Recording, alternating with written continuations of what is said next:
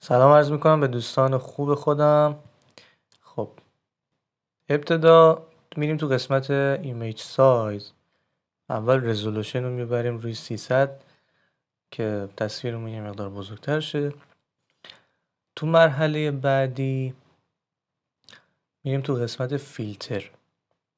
از اون بالا سمت چپ رو قسمت فیلتر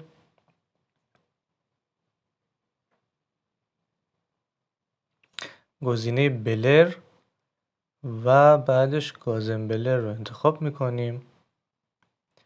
اینو روی مثلا 2 یا 3 میذاریم که یه مقدار تصویر تار بشه.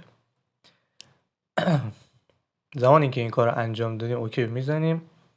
بعد میایم توی این قسمت پایین، این دایره‌ای که اینجا هست، بعد توی گزینه کرو رو میزنیم.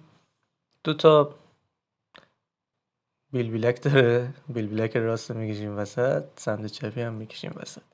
نگاه کنین تصویر چقدر واضح میشه.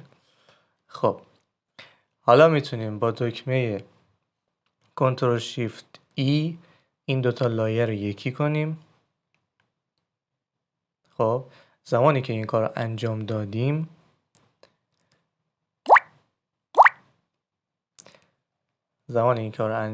میتونیم با این پاکن جادویی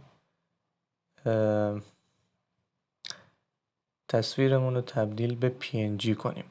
اون بالا گزینه باید رو 100 باشه که دقت این کار بره بالا.